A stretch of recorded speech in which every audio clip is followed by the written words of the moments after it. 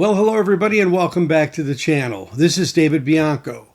So this is going to be part 2 of my video about the new pressing plant that started up in Colorado called Paramount Pressing. In part 1, I interviewed 2 of the principal leadership people there and talked about the plant's startup and some of the challenges getting there, as well as the new ownership. Now in part 2, we're going to meet Rob Jordan, who is their production manager, who's going to take us on a tour of the facility. Hello everybody, we're here at Paramount Pressing, and I've got Rob Jordan here. What's your title, Rob? I am production manager. Production manager. Yeah, I can mangle some things, so no problem. So we're here in Denver, Colorado, and this plant is getting into operation, I would say. We are just ready to start production. Yeah, the city finally said, yeah, we'll let you do some stuff temporary. Yeah, we'll let you. Took a long time. It's a whole different story. We've been fighting at the bit. Yeah. It's kind of like you're ready to go, but you're at the starting line and nobody's got a starter's gun. So that's great. So you're going to show us some of your equipment and your process. So, just show us what you do.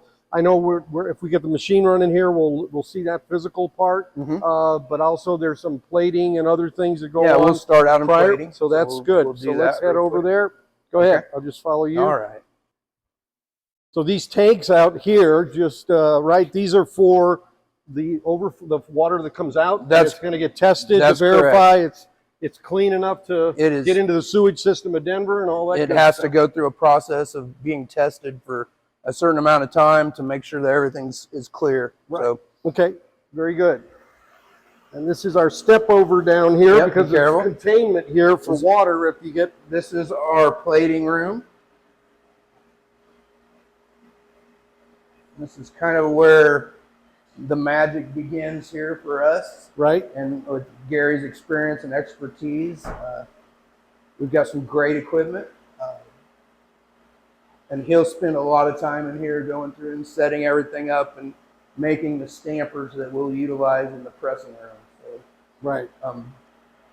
Gary's background, I mean, he's just one of the best in the country. He is the master. Gary Salstrom. So we are very fortunate to have him oversee this whole endeavor, and especially in this area because he makes the best stuff that we know of. Right, right. Looks like all new equipment, really, pretty much. Yeah, it's all brand new. Yeah, brand new, and we've been utilizing it for a while now, and we're starting to make stampers and getting ramped up for production. Yeah, that's good. So you got 6 here, I guess, to be able to run concurrently if you need to at the same time. Yeah, we can run all 6 of them. Okay. And the silver booth is right behind you, where the stampers are silvered. Yeah, so the materials go into those bins, those 3, and then in the booth, the silver's applied. It'll paint the silver on. Right. And then does he have a sample in there of one? That's correct. Show that. So this is an unfinished. Stamper. Then it'll be silvered, and then it'll go into this tank for a period of time, which is through a process. Electricity's applied to it. Negatives and the positives. That's correct. And then it'll go into the finished tank where it finishes. Give it a bath. We give it a bath, I think, right? Yes, sir. Yeah. You come in and get a shower. Yep. Yep, okay, there you go. You want to take a bath in there, I don't think. What you see down in there, those little balls are nickel. Nickel, that's right. Yep. Very good. Okay. And then it makes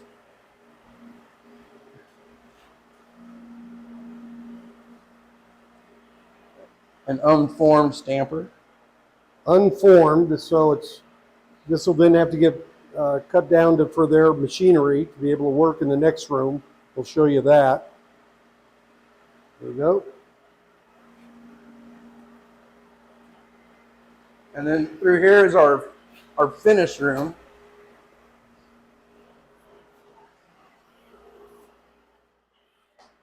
And this is also all new Siebert. This is state-of-the-art finishing equipment. Yeah. So it'll go on here. And it'll form it. It starts out as just a flat stamper. And then it's formed, sanded, and finished to where it's presentable to pressing. Right. So this gets it ready for your pressing. Yes. And probably some scrap you can see. Somewhere we'll have finishes. It'll be sanded. The sanding's here, center cold punch is here. And this process is very important because that's what allows it to make a record that doesn't have doesn't move on it. Correct. Right. So when we're able to digitally see what's going on with that, super accurate. So it's a great process. Great equipment. This is the dead nut screen. It's got to be exactly dead on.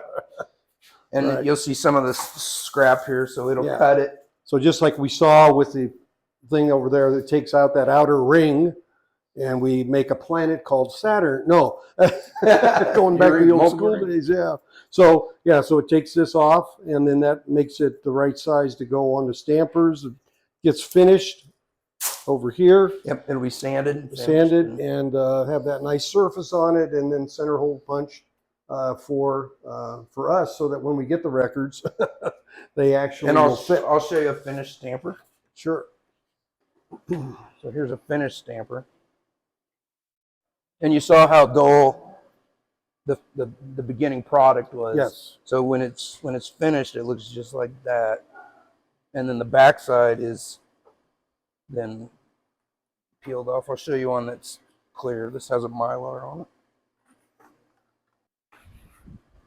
So the back side is mirror finished as well. And that's a very important part of our process, is to be able to get a good finish on this backside, because that's what transfers the heat from the die to the stamper. Gotcha.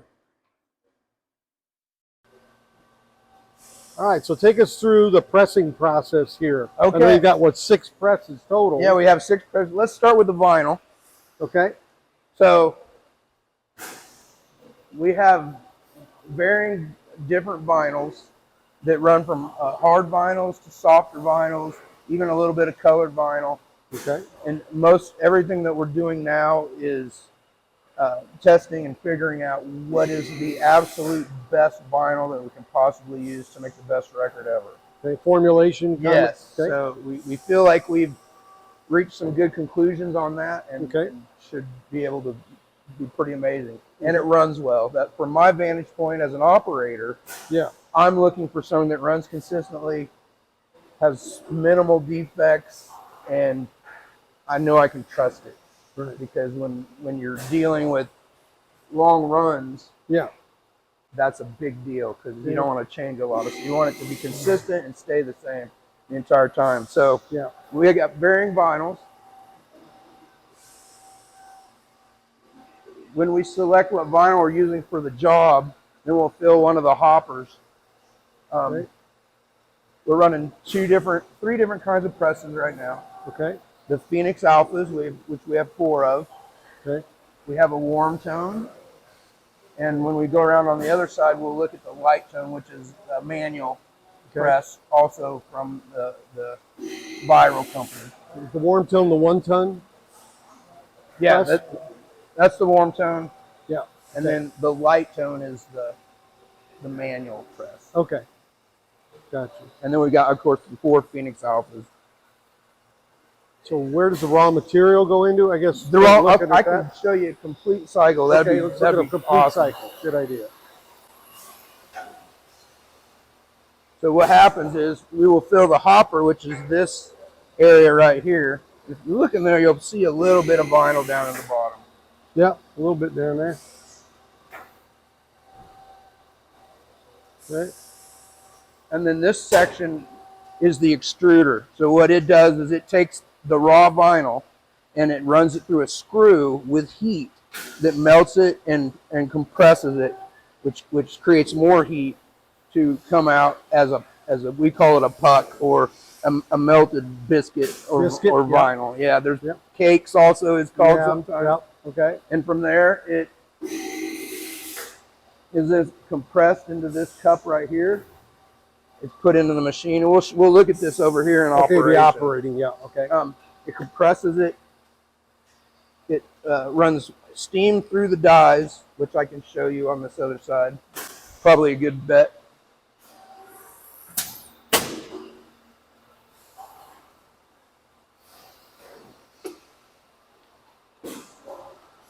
So here's your stampers. There's a top and a bottom. Yep. And this is your die. So there's steam that comes through our system. And then cool water that comes through our system, which sets, once it melts, it sets it up and makes it firm. What keeps the puck material from adhesing to the plate? The cooling motion, the cooling action, the water. Okay. So it goes in about 300 degrees. The puck it melts it, compresses it under about 3,000 pounds of pressure. Okay. Fills in all the grooves. There's excess that comes out around. This arm right here is called a disc arm. And again, we'll see this in operation over there. But it's easy to see here. So this comes in, it compresses, it fills that excess vinyl into the ring, right, and then holds it while it cools. So water goes through it, it cools, hardens, is then transferred back out here, pressed down, the edge is cut, and then it's transferred out to this section. Okay. So those are the basic steps of a press. Okay. And every press does basically the same thing. It's just how much control do you have over it? Right. What's the consistency? Like what are the ranges that you can operate within? Sure. What causes non-fill? Because you hear that term. Sure, non-fill. And there's different kinds of non-fill. Okay. There's non-fill from the puck, which can be caused by the puck not being warm enough or hot enough, okay, and too much material. So when it goes into the press and squeezes, if that's not hot enough, instead of the vinyl filling in the grooves, it tends to skate over the top of it, right? So when you look at a magnification of that, you can see little areas that are just like almost like scrapes. Yeah. On the record, it can appear as kind of cloudy, but you can definitely see it. It's a different color than the regular vinyl. You can also get what they call pitted non-fill, which is when it's too hot. So what happens is if the puck is too hot going into the press, it's more liquid than it needs to be. So then it flows at a different rate than what the rest of the vinyl is once it cools off, which causes big pits and is bad too. So all of those process controls, temperature, time, all those things are so critical to getting a quality. Very critical. And we're fortunate with these presses, we have a large amount of control, which in days past, it was all turn this knob, pull this lever, and so much advancement has been made with these machines. There's a massive amount of control over quality. Right. Not just consistency, but quality is the main thing.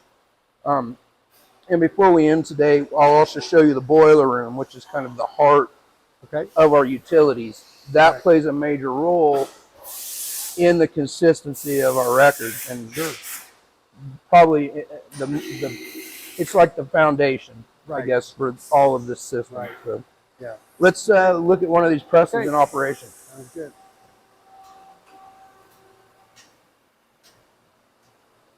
You want me to start bumping up the cooling again, like you talked about? Yeah, that's fine.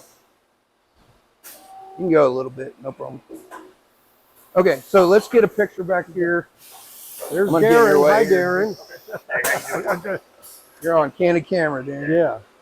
Okay, so if you can look down here, you'll see there'll be a cup that opens, and you'll see the puck in there. You'll see it. And then it'll be transferred into the press.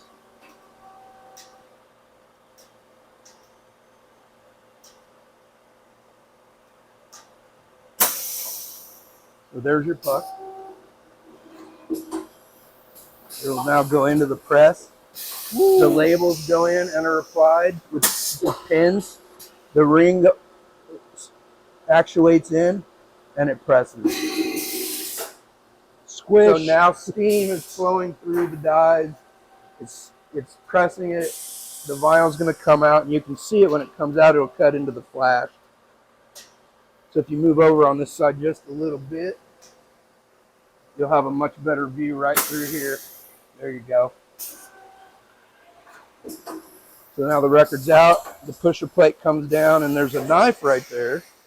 It's going to cut this. And it cuts this flash right off. It's a little bit warm. It's a little bit warm. Hold it right there. It won't bother you.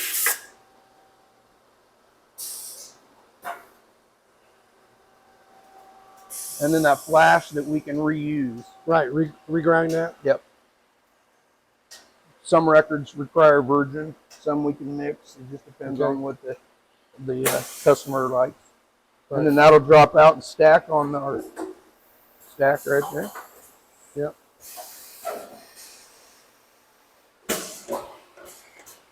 So what you're pressing now, for the most part, is like validating the machinery and the outcomes and really that kind of thing. So what we've really been doing is dialing in our process. Sure. So at the point when we start up, which will be very soon, we know exactly where we need to be to make the best record you can make. Gotcha. And then this one will drop off right here.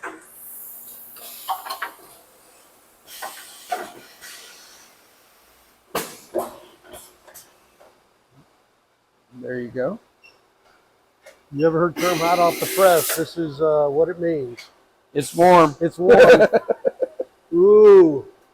I put a record in the dryer one time. It felt like that. Didn't look like that, but it felt like that. This looks good.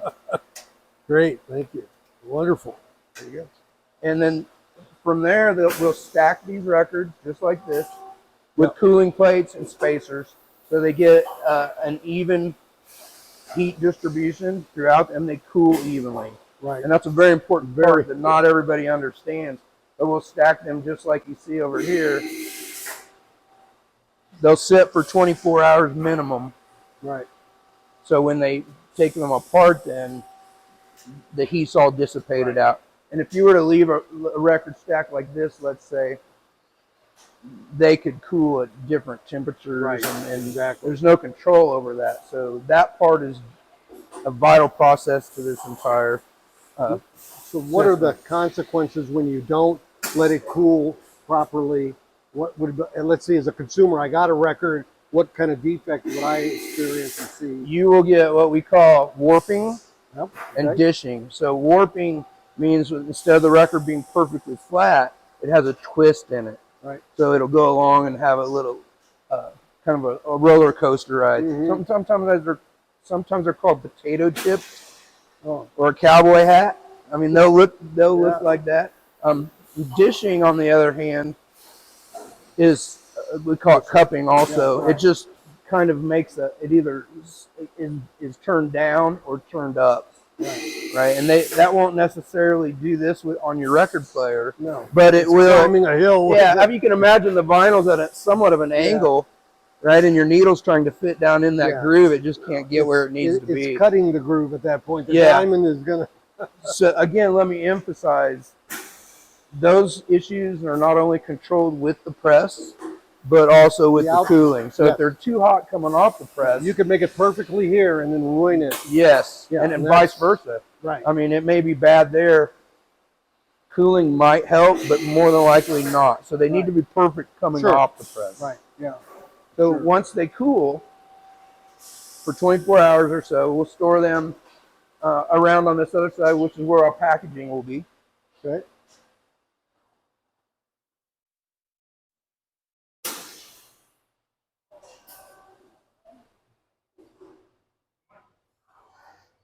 So we'll bring the records on carts into here. Okay. They'll sit for at least 24 hours, and then they'll be checked again by quality control people and the packaging department. Yeah. So they get lots and lots of checks in the pressing room Right. from the operator, from quality control, and then they get another check out here before they're packaged. So QC actually, like, we'll do kind of what you do. Grab one out of the run and check it. Yes. Because you can hit a stop the presses literally kind of thing. Exactly right. You know, and Exactly say, hey, right. something isn't quite right here, whatever. But then you also do the validation before you jacket it. Yes. So it's a chain, really, what it is. Supply chain. And any break in that chain Yeah. can cause a problem or a catastrophe, really.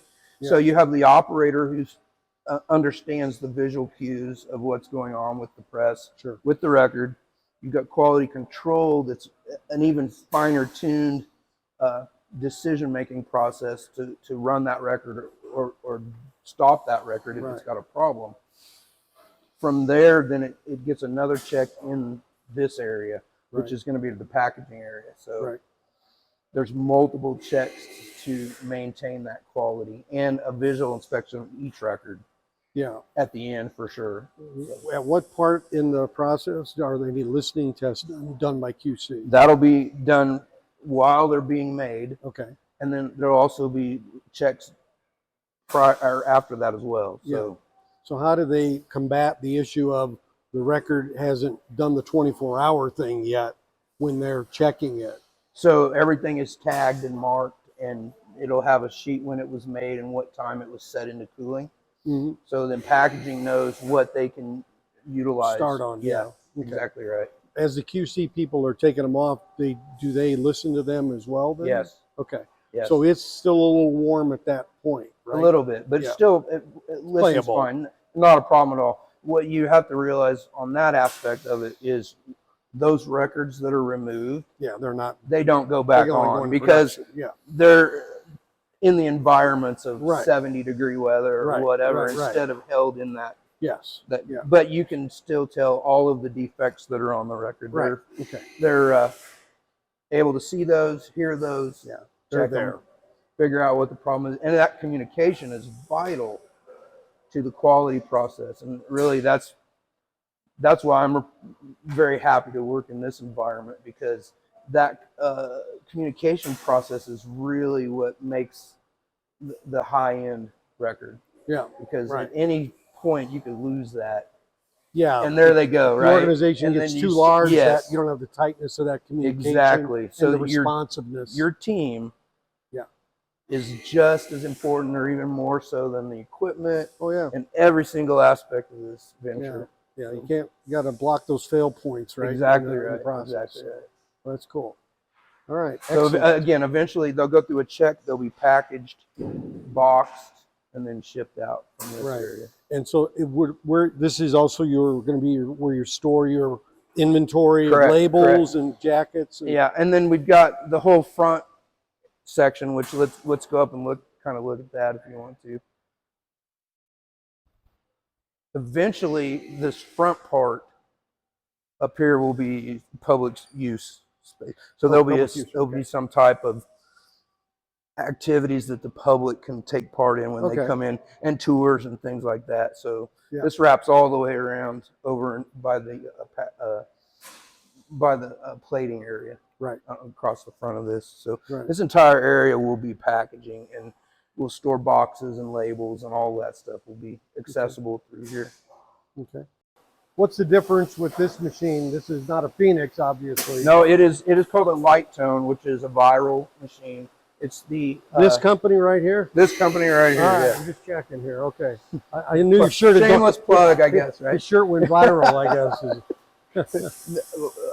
We're pretty excited with this press because it gives the opportunity to make a lot of like splatter and mixtures of vinyls, different concoctions, and make kind of a one-off kind of Okay. record. So it operates again the same way, except it is, instead of an automated press, it is more of a hand drawn. Like you'll make the record, put it in the press, hit the button, compresses, you'll pull it out, cut it, check it, put it over in the Okay. standard.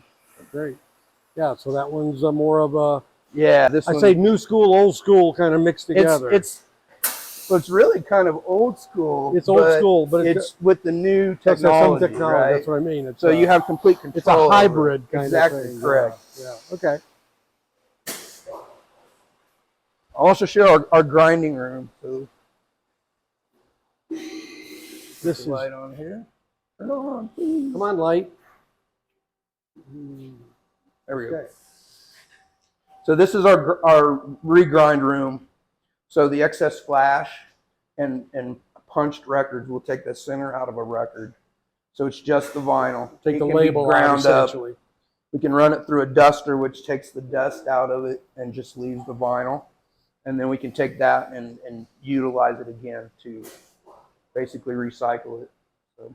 There's a story behind the dust, right? Where concerns about the dust. Yeah, so it's similar. I think the concerns are akin to like what you see at a grain elevator. Right. Flash. Except in reality, the plastic doesn't really Not quite do the same thing. Right. But I mean, it's the same kind of process. Concept, so yeah. you have to go through that same testing to make sure that it's safe. Yeah. So this will be in operation soon. Okay. And now, how does that get fed? so what happens is it'll grind it through here. So you we'll put it in records, here. Yeah. This is the so there's a input. big rotary grinder in Right. this machine. Okay. Then it's pneumatically conveyed to the duster, which Okay. pulls the dust out and then lets the heavier granules of vinyl drop into a container down here. Right. And then So this would be recycled vinyl, essentially. Exactly. And right. so some customers, that's okay, and some want virgin vinyl. It's Right depending out on of the what bag, they want. right That's out of the right. bag only. So Exactly. Okay, great. And another thing to bear in mind, you only want to use a small amount of that regrind, right? Okay. Because if you use too much regrind, it introduces negative properties into the vinyl. Right. So again, communication, constant control over that, and making sure that you're doing things properly, Right. keeps the quality up where it needs to be. Great. Wonderful. And then this is our boiler room.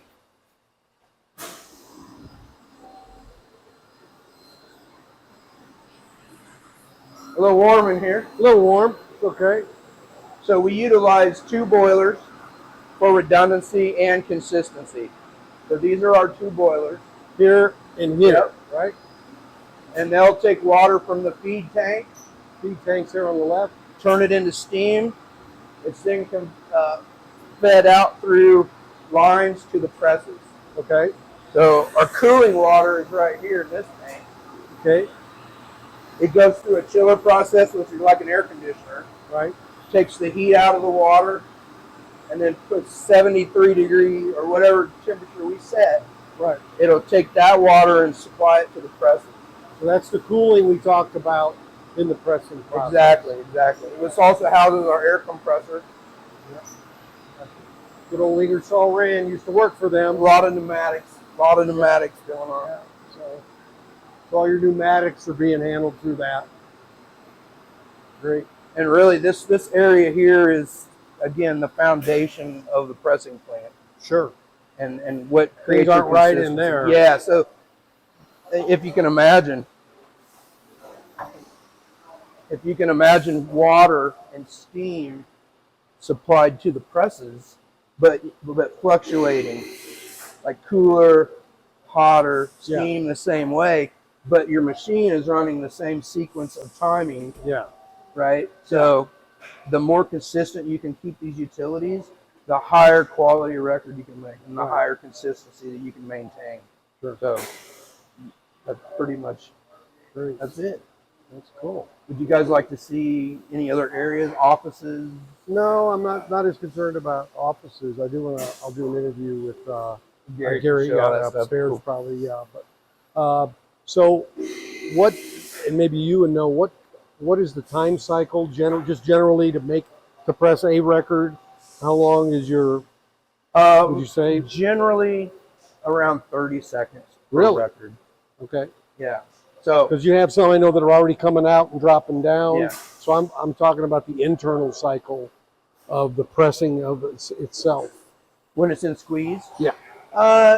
Generally you got about 14 seconds. Okay. Half of that cycles Okay. that. And it's it again depends on the pressure and the temperature, Right. right? So And then what does it do when your vinyl is, let's say, 120 gram, 140 gram, 180 gram? generally it's a lower time for pressing. The lighter the weight. Okay. So the heavier the weight, the longer it takes to Okay. create those things. Generally, your presses at the same pressure regardless. Yeah, it's the time that's right? the variable. So the time becomes important because you don't want to change your temperature too much because Yeah. too much temperature change can yeah. cause defects Yeah. and a poor sounding record. So about what weight are the ones we're seeing? 160 inch? What we're running is a 140 gram 140? record, Okay. but maybe a little heavier than that. Okay. It can fluctuate some, but Sure. not much. Again, Right. if your consistency is good, you'll get the same weight, no defects. All of those things work together to create a great record. Yeah.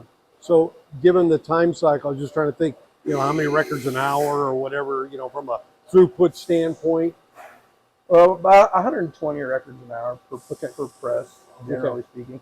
And probably the biggest difference for me is here it's quality based. Sure, right? I understand. So honestly, if it takes us 45 seconds to press a great record, that's it. Yeah. That's what I it get is, you. right? Yeah, I now, get you. generally, you'll probably see it fall within around Certain a 30 range. second range. Right. Yeah. And again, depends on the mix. Do you have a bunch of 180 work? The vinyl makes a huge difference. Yeah. The job makes a huge difference. Like some pressings are easy, some are difficult. It just depends. So that's where the knowledge of an operator comes in. They know, okay, I've done this title before. I can expect these issues. So they're already ahead of the game. Oh, really? Knowing okay, it's Sam Cook and might have non-fill on this D side. You see what I'm saying? Sure. And that's where it helps to have people that have some experience because they can then convey that on to the operators and the quality control, and everybody works together. Yeah, because I was wondering what would be characteristics of a difficult one versus an easy one. That's that non-fill word that you talked about. So, and you learn what to do with that, right? Yeah. You know what to look for and how to make those adjustments. And if you can stay ahead of it, then you're good. Yeah. And that just comes with knowledge and experience and maintaining that quality, which is really what we're trying to do here. And Sure. So Name of the game. that is 100% it. Okay. All right, great. Well, thank you very much. I It's been appreciate a your pleasure. time and pleasure. Yeah, as well. Thank you very Thank you much. So there you have it. Not a huge place. I mean, the big plant that they used to have in Terre Haute, Indiana, that Columbia ran for making pressings for their club and for other pressings of other records outside of the club, those that have like the T in the dead wax. I mean, they had huge multi-block long facilities between warehousing, receiving, and manufacturing. So, the days of those kind of places is long gone. Now we have these small independents like this that are efficient in their space use and churning out product. So they are now in a position to where they can start bringing in their packaging equipment and get the back end of the process set up to be able to take the vinyl that is going to get pressed now and put it into jackets, get it labeled, and get it shrink wrapped and out the door. And so that's where they're at right now. The formulation of the vinyl for the compounds that they want to use to make their vinyl sound best to them and dialing in the machines. That's pretty well done. At least 4 of them pretty much are. The last 2 are being worked on by a guy named Mark, who's in his 70s, and he goes around to various pressing plants to help them set up. He's got a very unique skill set that he brings to these plants and is teaching other people on those things, setting up that boiler room and how that gets leveraged into the process, because it's really critical. The temperatures and the availability of that equipment to run is paramount, no pun intended, to their ability to produce records. So all of this expertise coming on board, much the case of those who have worked for other record pressing plants, including QRP and Chad Kassem, and bleeding those particular skills into the industry, into other places over time, and bringing it to newer folks like Darren that we saw there, bringing it to younger folks who can bring this through to the future, and having people like Jillian involved who can do the startups of these and understand the business aspects of this so that, we can learn from these aspects of things. Site selection is very critical, not just in terms of a building, but a location. There's a lot of differences in many of the states regarding what type of regulations they have. And that flows from the state down to the county, down to the city. So those municipalities all have a vested interest, and some of them are a little more litigious than others. And so part of the consideration in starting a business is, in fact, what are those considerations? It's not just taxes, it's also startup. And we've seen a lot of this happen in the United States where certain businesses are moving to certain states where they find they have some advantage to their business. And so they certainly experience this in spades with this startup. But now that that's all over, now that the ownership is stabilized, and now that they've had the time to really get things set up correctly, they're on their way. So I'm sure there's going to be a lot of activity towards getting customers, getting orders for pressings, people who want to check out their website. Hopefully here very shortly they're going to have their product configurator or quote selector put back up at paramountpressing.com, and you can actually simulate what it would cost to produce records. Please, in the vinyl community, if you have any artists share that with your friends. Give them a way to get a shoe in early in a manufacturing company to be able to provide product, because always getting it to the customer is a primary goal. So this was a lot of fun. Again, I want to thank my videographer, Brad, who helped me so tremendously on this trip. And it was great to have a friend traveling. It's always better than going alone. And he did a great job for his first time. And it's another way of involving more folks in the vinyl community. Now, for those of you that have stuck around, I've got a special thing to share with you on another audio excursion we took while in the Denver area. Brad and I got a chance to tour PS Audio in Boulder, Colorado. Now, that's the hardware manufacturer of high-end audio that is led by Paul McGowan. And Paul's been around a long time and has a great reputation in the industry for high-quality products, a great listening return policy, the ability to upgrade the equipment as you need to and get credit for older equipment, and some of the best customer support in the industry. And so I'll be releasing a video in the next few days on our tour and trip of PS Audio. So stay tuned for that. So as always, thanks for watching. If you haven't subscribed, please click on the bell down below there and select the all option. And a thumbs up or like is appreciated, as are any comments, any questions. Let me know. I'll pass them along and try to get you some answers. So I thank you for watching, and we'll catch you next time on our next Safe and Sound Texas audio excursion. Take care, everybody.